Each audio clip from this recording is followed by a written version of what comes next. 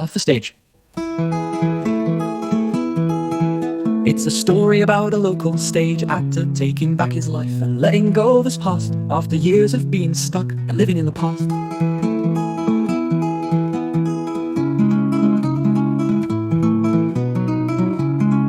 This book is dedicated to my baby brother Connor, who we all miss terribly. Thank you for seeing me as your brother, not my disabilities. Rest easy, buddy. We'll meet again.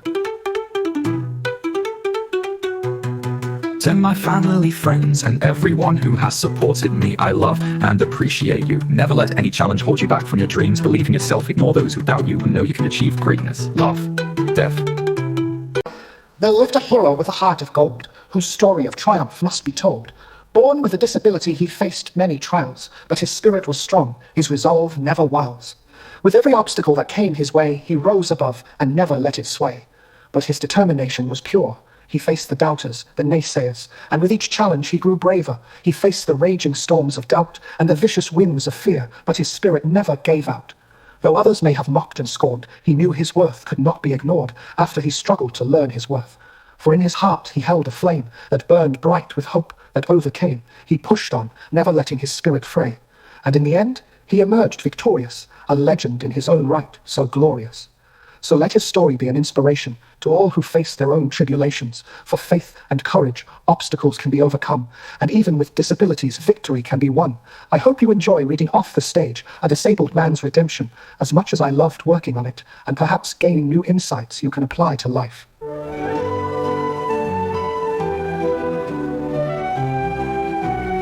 Chapter 1. Getting to know Elmer. Chapter 2. GCPS? Chapter 3. When you'll read School Day. Betrayed. Chapter 5. Theater King. Don't let anybody see them. Chapter 6. Elmer's Theme. Chapter 7. Way Down to ECSD. Chapter 8. Russell Czar. Chapter 9. Empty Classrooms. Get your head in the game and thank me. Chapter 10. The Lovable Diva wanting. Chapter 11. Love is a game that only drunken fools rush into. Chapter 12. School Memory. Jealous of my stage love. Chapter 13, ELMER and his love for Disney. Last question. Chapter 14, for the first time in forever, I feel seen and heard. Chapter 15, embracing every part of my body. Chapter 16, a idea would enter the brain right now. To the Distigeesh. On a wet April 7th, 2050, a boy and his parents attended Elmer, a play about an actor with disabilities. His favorite actor, Elmer, appeared on stage signing, "Hello. You're wondering why a renowned actor like me is here. Life." After a brief curtain close, a hospital scene revealed Elmer Reed, born May 26, 1993. He recounted a traumatic birth, born dead, umbilical cord twice wrapped, and a rare syndrome called Greg's cephalopalus-syndactyly syndrome. When he was tested, he was 3rd in the US, 37th globally with it. Elmer explained that his disability, while presenting challenges, mostly opened positive opportunities. He mentioned surfing and exploring picturesque spots like Maryland, a place he visited for medical tests. He also spoke of the university panel on. He was on about disability awareness. He shared his childhood obstacles, staying home while his siblings left, needing his mother for basic tasks like cutting food, and frustration at school when a teacher's fast pace prevented him from answering questions. With tears, he signed about his family, revealing his father, Russell Czar, rejected him because of his disability. His biological father mistreated him, making him feel worthless and even attempting to force surgery to fix him. Despite the emotion in the room, he clarified that not all relatives were cruel. He spoke of a loving stepmother, grandmother, and siblings, and later a supportive mother, stepfather, and brother. Ultimately, he was mostly surrounded by love. Back on the stool, he spoke of his romantic relationships, noting how girls he flirted with focused on his disabilities and quickly distanced themselves. He concluded Act 1 by summarizing his talk, emphasizing the valuable lessons learned despite his disability challenges, and stressed that trials are crucial for developing testimony.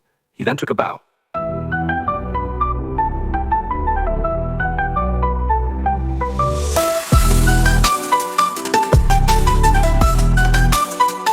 The young boy audience watched as Elmer, eager to inform, explained this rare genetic syndrome is associated with physical abnormalities in the fingers, toes, head, and mouth. My GCPS causes an oversized head, making hats difficult to find due to this condition. My head involuntarily sways when I walk, often leading others to mistakenly think I'm drunk. Once during an Italian Cinderella play, my unintentional head movements were praised as an accurate portrayal of a drunken villager, fitting the Weinreich setting despite it not being my actual role. Born with 12 toes and 10 fingers, my extra toes prevented shoes and required me to be carried until 5. For my 5th birthday, a procedure removed them. Even now, I notice a unique walk and feel the muscles from them. Though I can wear shoes, tying them remains a struggle.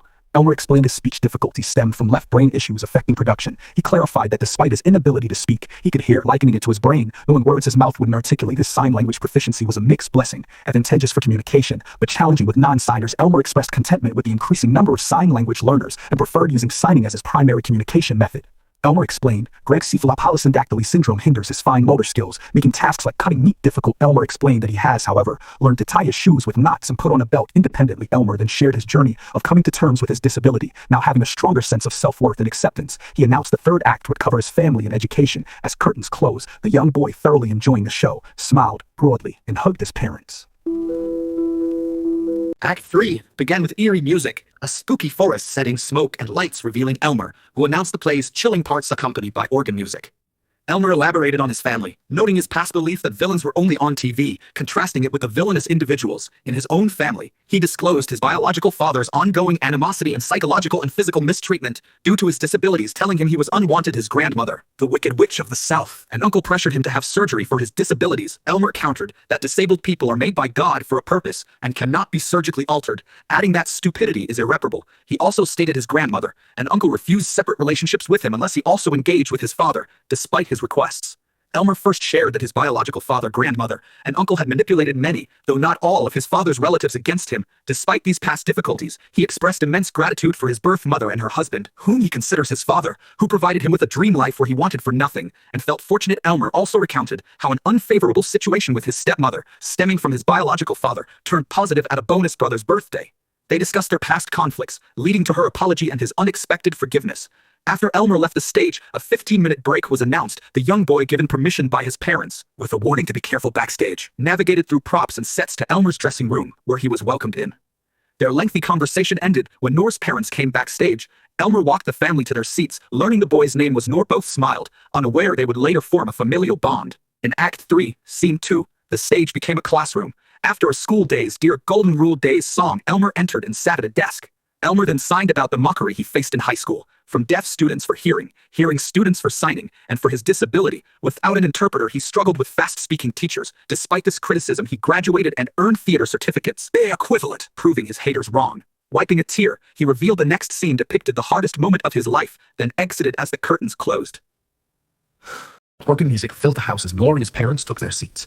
Elmer made his grand entrance onto a red-lit, foggy stage, announcing he would share 2 challenging past experiences. He changed his mind because he could do whatever he wanted, hence his show. He first recounted being sexually assaulted by a supposed friend on a bus returning from school.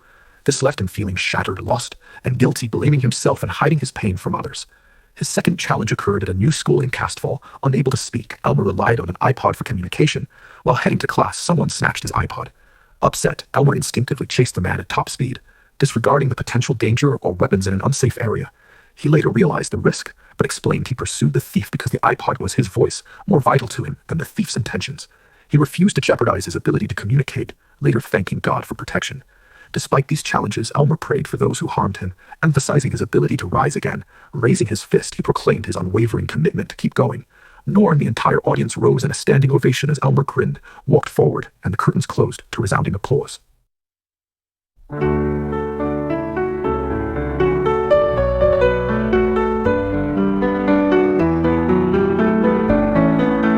Elmer's emotional final solo performance began with him holding the curtain. Grateful for his life, he signed Broadway hits like Easy Street and My Way, earning a standing ovation and announcing a meet and greet. The audience's 5-minute applause prompted Elmer to return on a yellow rubber duck, singing My Way again amidst fireworks.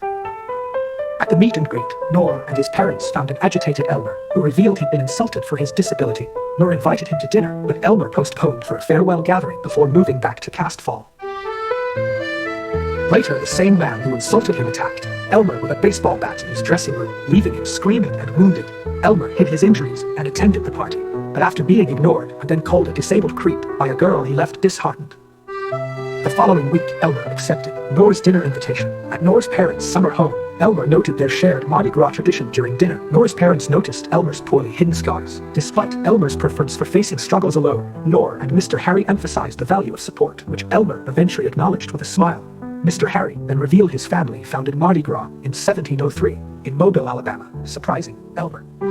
Later, Elmer saw his biological father on TV publicly calling him a liar and fake. Feeling betrayed and suspecting his father was paid, Elmer chuckled at Nor's joke about his father's appearance. Elmer departed with a dinner invitation for future visits. In the taxi, his biological father called, asking about the interview and proposing a meeting. Despite panic, Elmer agreed. A text revealed the meeting would be at his grandmother's with his uncle. Overcome by intense stomach pains, Elmer stopped the taxi and vomited for hours. Elmer arrived at his grandmother's Amatis house, where the stern, evil queen figure, his father Rusalzar, and uncle greeted him. He rejected his father's attempted hug, clarifying the meeting was for his own peace and not a family gathering.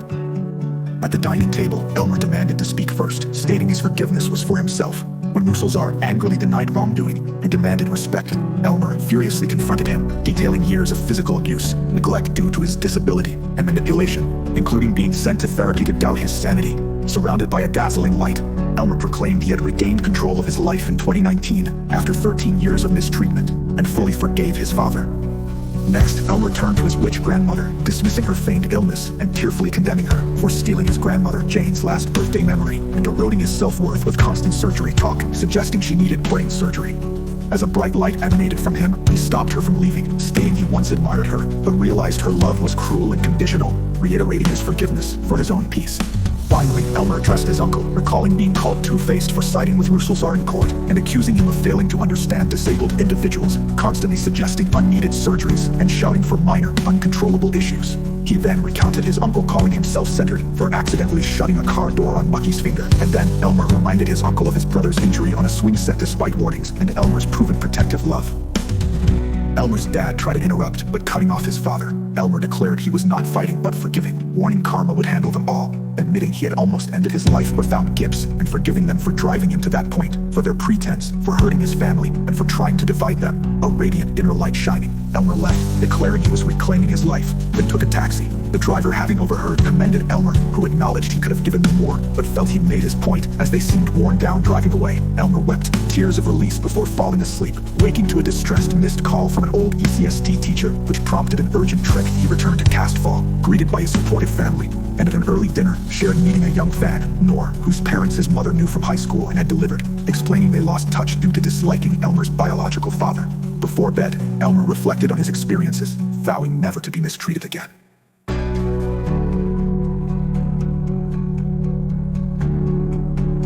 From an unresponded text and an urgent call, Elmer flew to his former school, ECSD, uneasy yet excited. Arriving in Boviday, Nook, his stepmother informed him, amid familiar faces and press, they were filming a Where Are They Now interview segment there, entering East Crunch School for the Disabled. Elmer shivered, greeted by old friends, teachers, the new president, and students signing his name. After touring the transformed school, a camera crew awaited him, outlining the show's premise. Elmer, introduce yourself and your connection to East Crunch School for the Disabled. I'm Elmer Reed, a former ECSD student. My research found sensitive topics. Do you consent to discuss them? I'm open, but those specific topics are too personal. We'll still have a good interview. Your surprising rise from obscurity to theatrical prominence intrigued me, changing my initial casual approach. I respect your boundaries. Understood. It's been a wild ride, and I'm ready to start. Beyond typical responses, tell me about your childhood. I want to truly understand your background. Despite disability, I loved my childhood, thanks to my mother's positive upbringing, Disney Hershey trips, and comforting calls in Boviday. While eager for your Disney story, first discuss living with your biological father, your former stepmother, your bonus mom, and your ECSD experiences. I know you have much to share. Before we begin, I'd like to address the camera. I'll ask the questions. Feel free to express yourself. to those who know me, I've forgiven past wrongs and learned to let it go. To new audiences, unless you're God, my parents, or loved ones, your opinion is irrelevant. I will always be myself.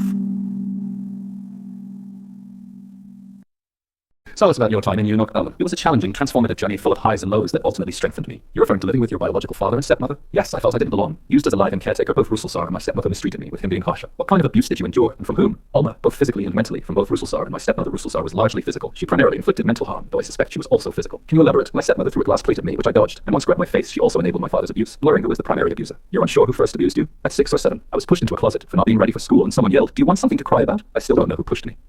I want to address a traumatic event involving your stepmother taping your mouth shut. Elmer, she had strict quiet rules. After we accidentally disturbed her, she taped my mouth, first with scotch, then duct tape, until I learned to be silent. It's unfathomable someone would do that for rest. I'm still processing the abuse. It's surprising we've reconciled. And she even apologized. Was it a detailed apology? No, we reconnected at a family event where she offered a general apology, not the specific one I sought. How do you feel about communicating with her now? And do you still hope for a genuine, detailed apology? While weary from healing, I appreciate any acknowledgement. I hope for genuine apologies from her and others. But I've made peace if they don't come, moving forward without resentment, keeping the door open.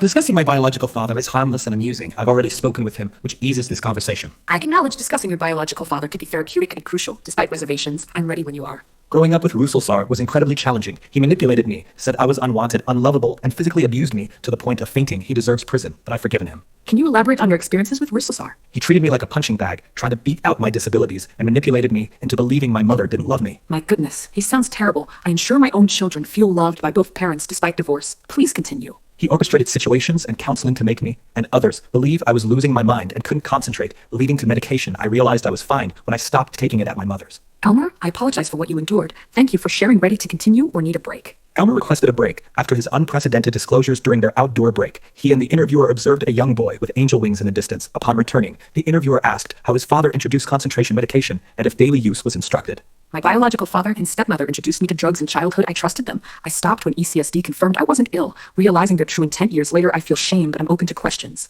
Elmer teared up, then explained his father and stepmother first gave him Flintstones, chewable vitamins, which his stepmother doubled daily as harmless. When those ran out, he was put on adult medication for focus, carried everywhere, until ECSD convinced him it was unnecessary. The visibly shocked interviewer ended Part 1, announcing Part 2 for the next night and reassuring Elmer of future sessions.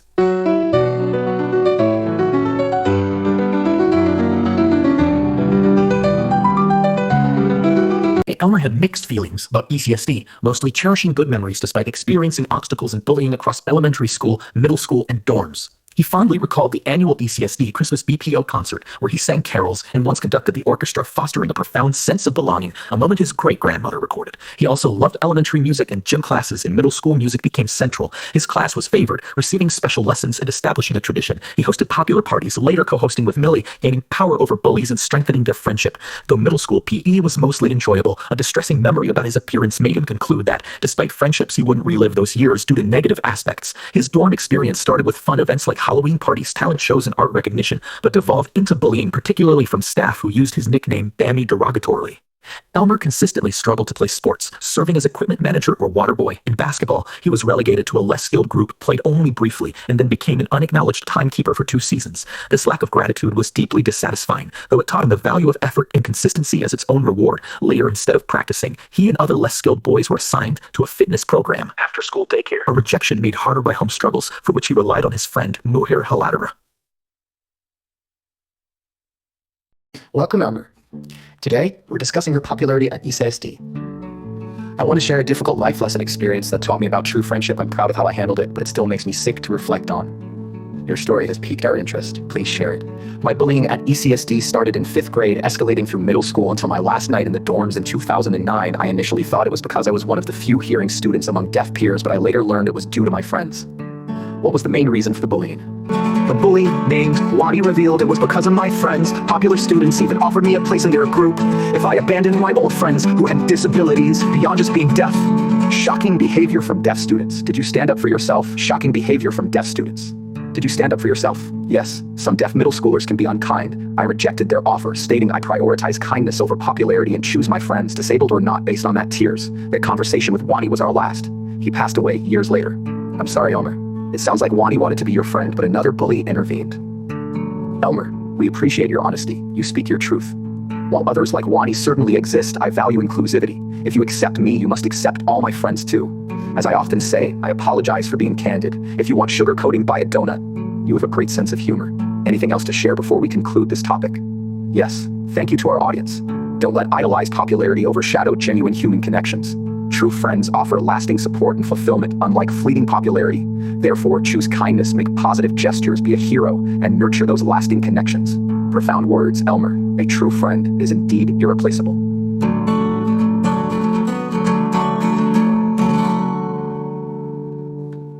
Could you share a bit about your romantic history? My romantic history is brief. Women often see only my disability and laugh when I flirt. Once at the Floribama, a girl thought I was faking my disability to hit on her when I froze up. Sorry, but she thought you were faking being disabled. It was more wow, did that just happen? Moment. My senior year, I felt deceived by a sorceress, believing she accepted me beyond my disability. We need that story immediately. After I sang a Disney love song and kissed her hand at our Christmas party, she shockingly told me she wanted to tear out my heart and step on it because she'd found someone else. That must have been profoundly hurtful after such a heartfelt gesture. It was, but now I can laugh at it as a life mistake. I'm curious about Adnama and your current relationship status. Do you have a special someone? I'm single, but interested in someone, valuing our friendship over a serious commitment as I focus on personal development. I believe love appears when ready. For now, I'm enjoying life. Adnama was my biggest mistake, and I won't discuss her further. Following yesterday's episodes, I suggest we focus on Elmer's life after ECSD. Elmer, let's start with your current living situation. You mentioned that past events often resurface and impact you. Could you elaborate? Elmer explained that living with his parents triggers painful memories linked to his experiences with his stepmother and biological father. Simple things like being asked to remain silent remind him of being silenced with tape, evoking fear and vulnerability. Forgetting to throw out garbage triggers harsh criticisms from his father, affecting his self-esteem. These triggers serve as painful reminders of helplessness, but he's actively working to overcome them. He then discussed his schooling, including challenges with sign language classes in Castfall and an incident where a teacher publicly disrespected him, deepening feelings of exclusion. Despite these struggles, Elmer's passion for theater grew through roles in elementary school, and performing as the rabbi in Fiddler on the Roof Jr. became a symbol of resilience amid personal tragedies like the loss of his pet Snowflake. Elmer also expressed regret for participating in Crying College, which mocked disabilities. He publicly apologized and now advocates for greater awareness and inclusion. His journey is one of perseverance, using theater to challenge stereotypes and inspire progress.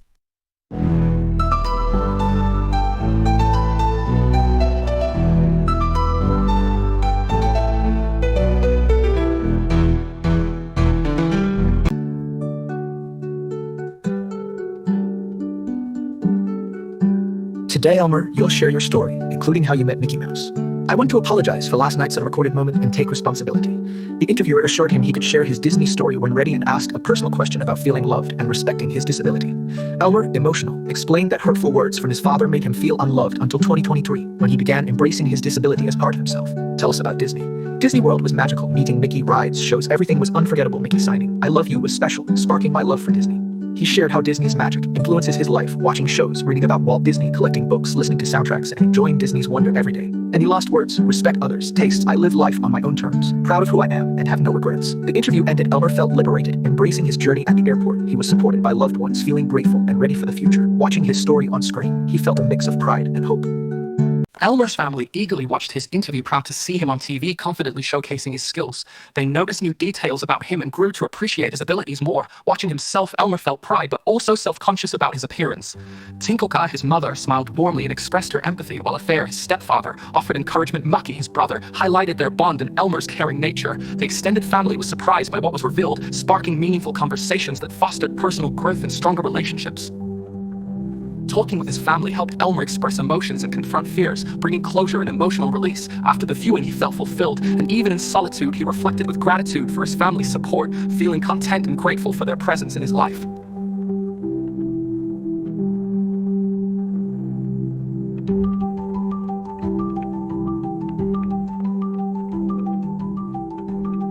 Elmer, seeking inspiration after his interview, opened the podcast app and listened to Fully Person, hosted by the woman of his dreams. The episode focused on self-reflection, a topic that deeply resonated with him. Fermita's calming yet guiding voice helped him face truths he'd been avoiding, leaving him feeling motivated to approach self-reflection differently. He then looked into the mirror, initially seeing flaws, but gradually recognizing symbols of strength and wisdom in his face. Instead of judging himself, he saw his imperfections as parts of his journey, reminders of growth and resilience. Elmer realized he had set unrealistic standards and began to love and accept his body, viewing scars and wrinkles as badges of honor and stories of his life. This new perspective filled him with gratitude and self-love. He saw his body not as an enemy, but as a companion radiating strength and authenticity. As he reflected before bed, he felt calm and confident, understanding that self-love was a lifelong journey. It gave him purpose, helping him prioritize his well-being and build healthier relationships. Elmer's acceptance brought liberation, allowing him to face challenges with resilience and authenticity.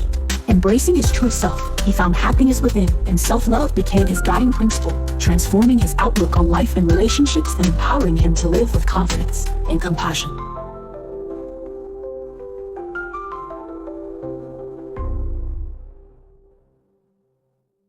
Before leaving for work at the Stitchy, Elmer caught a glimpse of his mother, Tinkoka, busy in the kitchen.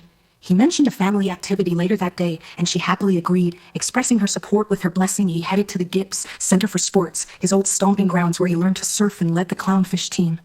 At the center, Elmer greeted the staff and learned Idi Amin was across the hall at Distigi. Later, he saw her talking with others near the stage and suspected she was plotting against him. From behind the curtains, he playfully praised her speech, then confronted her about her arrogance and her dismissive attitude toward his theater experience. Elmer's words were firm: his background, his dedication, his right to the space. As Idi Amin walked away, Elmer turned to focus on rehearsal. He gathered the cast for It's a Hard Knock Life, transforming rags into symbols of resilience and hope. His energy ignited their performance, turning simple fabric into a powerful story of unity. When the rehearsal ended, he praised their effort, reminding them that their passion brought theater to life. Walking across the bridge to Gibbs, Elmer reflected on the day, its challenges and triumphs. He addressed recent conflicts with Idi Amin, reaffirmed his authority, and ensured everything was in order before calling a taxi home. Exhausted but fulfilled, he knew he had done his part. And so, with the curtains closing on another day, Elmer's story settled into a quiet, confident ending.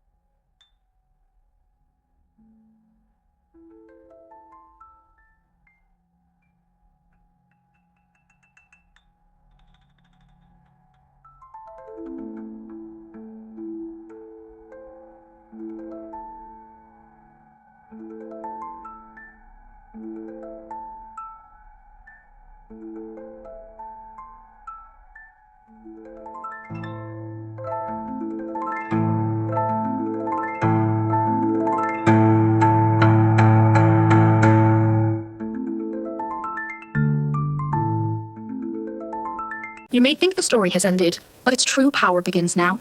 This final moment is the closing brushstroke on a masterpiece, an invitation to see the journey not as an ending, but as a new beginning. Elmer and his family prepared for the ceremony, but he was lost in deep reflection, tears streaming as memories flooded over him. Yet amidst the pain, a small smile broke through. Hope flickered, Tinkelka's presence brought comfort, and together they moved to a sacred beach where waves washed away worries and offered healing.